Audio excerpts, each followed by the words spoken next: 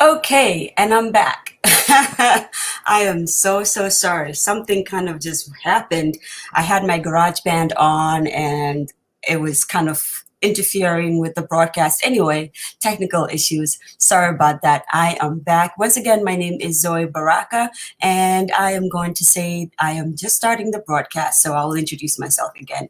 Thank you so much for joining me on the Dear Daughter page. My name is Zoe Baraka. As always, I am not able to see you. So please say hello, say hi, good morning. What's up? Hug me, send me a comment, anything at all. Tell me your name, where you're watching me from. Thank you so much once again. My name is Zoe Baraka, and I am coming to you live on the Dear Daughter page. And the show is To My Younger Self. It's a platform where we tell stories from our childhood and just growing up so that it can help us to propel forward. It makes us better people when you look back before you can, kind of leap forward. Yes. So please, I'm going to jump into the story right away. Today's story is a little bit of a doozy. It's a little spotty, so bear with me. I'm going to be kind of struggling through it, but we're going to tell the story together, okay? All right, so this story happened when I was in boarding school. I was in St. John's at the time. I was I want to say probably about 10 or 11, right? Yes. Remember how last week I had said that I was one of the few students who never really had a visitor? Right. And because of that, I kind of really hang on to friendships really tightly. They kind of were my anchor place to be, you know? And I had this friend. I remember her name. Her name was Miriam or Mariam. Yeah, tells you what kind of friend I am. Anyway, so Miriam was of German descent, if I remember correctly. Her mom or dad was from Germany. And so you know how it is when you're in boarding school and somebody, is back then we called them boga, ufi abruche, because when we would go on vacation, when we would be going to our homes in Accra or Kumasi or Boku Central or wherever it is we lived, she got to go to Germany. And when she would come back, she would have all these fancy toys, or when she would have visitors, they would bring her fancy toys.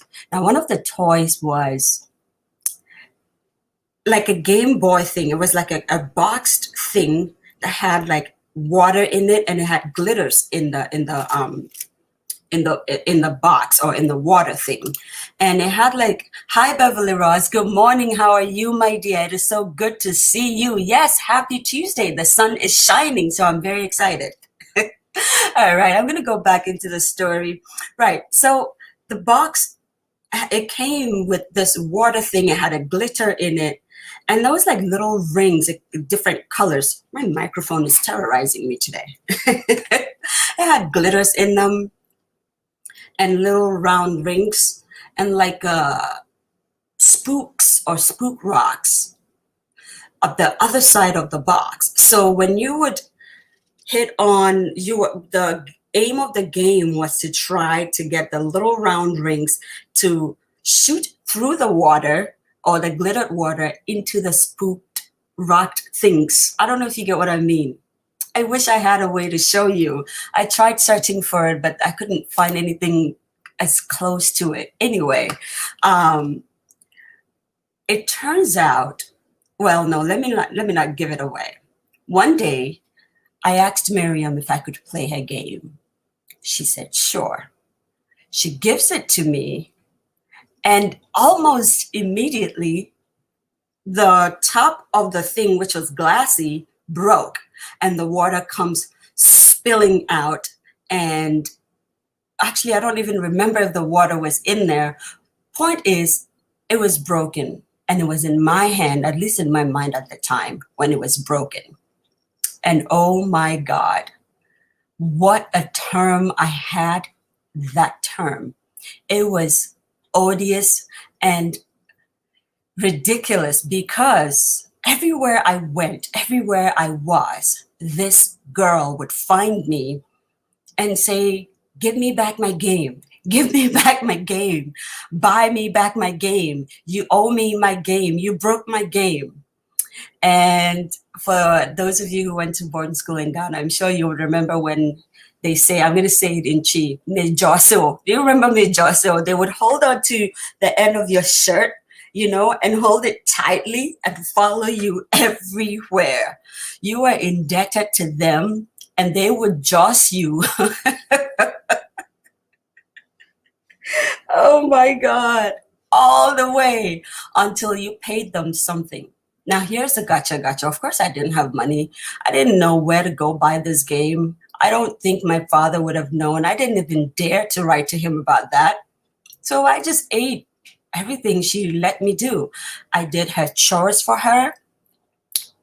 We had assigned compounds where, you'd have to go to sweep every morning in school. I would do hers for her. Why? Because I owed her. During break, when she didn't have food, sometimes she actually would have food, but she would use the word or the term, you owe me, or she would just say, where's my game? And so if she asked me for my food, I had to give her some of my food, if not all. When I was doing my washing on Friday afternoons after school, she would just give me some of her clothes to wash. And we were very young. Yes. And she terrorized me for weeks and weeks. Now, the thing was, we lived in the same dormitory, but we were not in the same class, even though we were in the same class. Let me explain that to you. So it was a very big school. So they divided us into 4 different groups. So class 1 had 4 classes and it was in different colors. So there was 1 green, 1 blue, 1 red, and 1 yellow. And then in class 2, there would be 2 green, 2 yellow, 2 blue, 2 red, and then so on and so forth, all the way up to JSS 3. JSS was junior secondary school at the time, 3, and they all came in colors. So even though we were classmates, we didn't sit in the same class to study because I was in the green color. I think we may have been in class 4. So I was in 4 green and she was in 4 blue, right? And so when we were in class or when class was in session, I was safe. I was totally safe. I could breathe again. She wasn't on my neck all the time. And then when we would just go to the dormitory after class, that's when the terrorizing would start. I would have to wait, sneak around, see if she was around before I would go quickly into the dormitory to get my siesta or something. And sometimes even when you were sleeping, you would wake up and she's standing right there, staring at you. You owe me. You owe me. Where's my game? Where's my game? It was ridiculous. Absolutely ridiculous. So anyway, it was on such one of those moments that I believe we were on our way to break. And I didn't either have money or I had grown tired of her. I'm not sure which. And so when she had asked me for something, I shouted and said, it's just a game and I don't know what else to do. I'm sorry I broke it, or something to that effect. Now, another girl was passing by. Her name is Mercy. Mercy said, you broke the game? She broke the game. So it turns out Miriam broke her own game, managed to put it together again in a little weird way. Now, every time you would ask her to play the game in the beginning, she would say no. It was very shocking to me when I asked her. She said yes immediately. And then all of a sudden, the game was broken right in my hand. And I went through so much hell for it. Good morning, sis. How are you? It is so good to see you. Oh, thank you. Thank you. I love you so much, sis. Anyway, I was telling a story about, the saga of this broken game and how this little girl who was supposed to be my friend terrorized me all term when I was in school. So anyway, this is what Miriam did to me. So until Mercy actually told me that, listen, you didn't break the game, she broke the game. I didn't know that I didn't break the game. And this girl terrorized me and terrorized me and just me and just me. I don't know if the ends of my dresses at the time were even frail out of that. She just me properly. Yes, she did. Yes, she did. She absolutely did. And now that I'm thinking back on it, first of all, I shouldn't have agonized over the broken toy as much as I did. But most importantly, I shouldn't have allowed her to terrorize me as much as she did, even though I was just 10 years old. And as I was thinking on this story last night, it dawned on me, this is exactly what Satan does to us as, God's children. He terrorizes us with things that seem to be our fault, but really is not our fault. You know how you say that, oh my God, I did something really terrible, and you know to forgive yourself, but somehow you really don't, because Satan keeps reminding you, but you still did this, but you still did this. It was you who did it. That's exactly what Miriam did to me. All term, she just kept saying to me, yes, you owe me. Yes, you owe me. She followed me everywhere. Where is my toy? Where is my toy? You broke it. You broke it. Buy me back my toy. Buy me back my toy. And I wish that I could have told my younger self, one, I don't know if I would have been able to tell my younger self, don't ask for the toy, because I really, really wanted to play with the toy. It was a toy from Germany. Who didn't want to play with it? I wanted to feel cool and be part of, the cool club and all that. But I think I would have told my younger self to be careful who I asked things from. Because even though she seemed to be my friend, the moment it dawned on her that she could blame the breaking of the toy on me, she used it very well to her advantage. I don't know what the lesson is in the story per se, except for the fact that now I realize this is exactly what Satan actually does all the time. He's always terrorizing God's children. He's always telling us what we did wrong, and we let him do it. He's always following us like a little chipper bear, bird on our shoulders, and saying, but so you did this. And you think God will forgive you, but so you did this. Yes, it's the guilt trap, sis. That's exactly what she did to me. And we were so young, and I don't think that if the other young girl, I think her name was Mercy, if Mercy hadn't been passing by and heard me out of exasperation saying, oh my God, it's just a toy, and I'm sorry I broke it and I can't get it anymore. Of course, I didn't say it so, nicely in the English language. I definitely said it in Chi, except my Chi is broken right now, so please forgive me. But I just wish my younger self will know this, that debt, first of all, is a terrible thing to be in. But when you find yourself in it, don't kill yourself, because I literally killed myself with this friend of mine. I shudder to call her friend now, but that's what she really was. She was my friend then. Through all the laundries I did for her, all the homeworks I did for her, I laid her bed, I swept the compound, the assigned assignments that she had. I did all kinds of things for her, all on the premise that I broke her toy, when I really actually didn't break the toy. Question: who is your friend? Do you know them? Second, when you do find out who your friends are, can you live with them? Because as I remember, I stopped talking to her for a very, very long time, probably from class 4 to maybe just as 1. That's how mad I was. Okay. And I can hold a grudge. Believe me. Thank God for Jesus.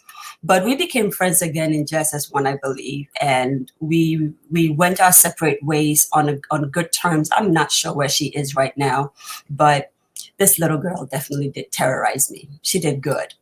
Listen, don't let the devil do this to you, what my friend did to me, even if you broke the toy. Okay, even if you broke the toy, because remember, I really didn't break the toy. But even if you did, even if you did that terrible thing, even if you were the person that have sinned the most in the world, don't let the devil keep following you around every single place or every single time you're awake, reminding you of what your sins are. That is not his job.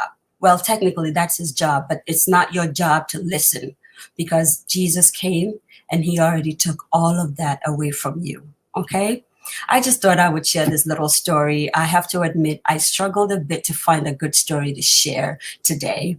But I hope it does something for you. Otama says, who is your friend? That is a big question. Yes, that is the big question. Who is your friend? My big sis Elsie says, good questions and raises so many other issues. For example, our desperation to belong, our use of perceived advantage over others, even at that young age. Yes, she was a sociopath. Now that I think about it, big sis, she really did terrorize me. You have no idea. You know how you have to sneak around to get into the dormitory? You have to sneak around to get into class.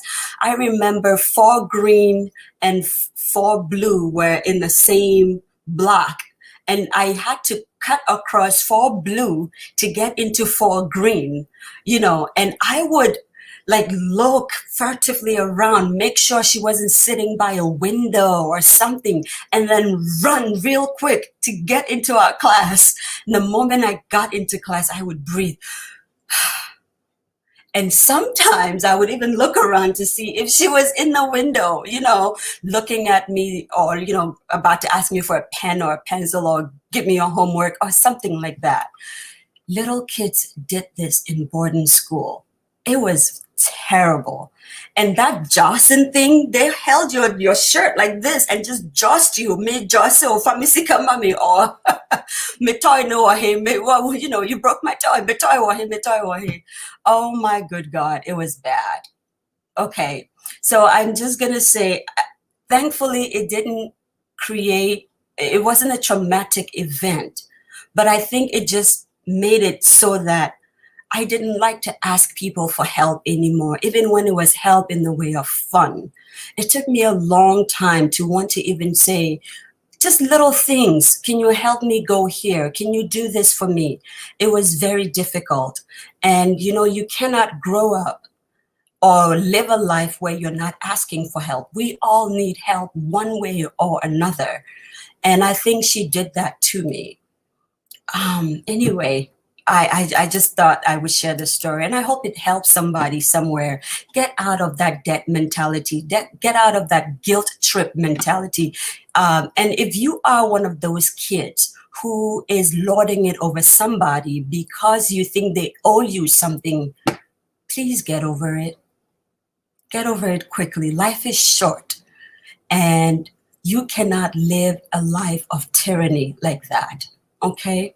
All right, that's the end of my story. Listen, once again, my name is Zoe Baraka. Like I said, we are definitely trying so slowly, ever so slowly, to move entirely onto YouTube. So please, please, please search for us on to my younger self channel on YouTube. Another thing I wanted to say to you was, what is your story? Do you have a story from your childhood that you want to share with me? We are trying to weave a tapestry of stories all across Africa, all the way from Algeria to Zimbabwe. So if you know someone in any of the countries in between Algeria and Zimbabwe, all the African countries, I want to hear from them, and I want them to be on the show to tell a good story. I want to say a big thank you. I call them my line producers, even though they have not known it. I call them my line producers. Elsie Dixon, my big sister, thank you so much. She is an amazing connector. Every morning I pray and I tell God, connect me divinely. I think that she is one of the biggest answers to prayers to me. She has connected me in so many ways. And so I give her that name. She is my line producer.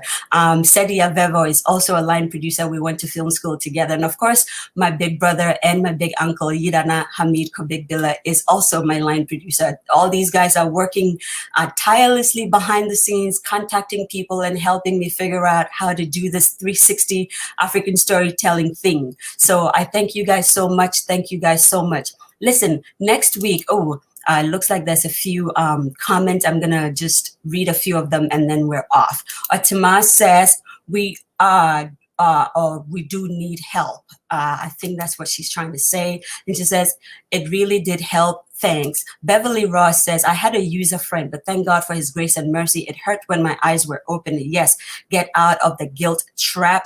And Elsie, yes, sis, thank you also. Thank you so much. I hope that sharing this little story actually did help.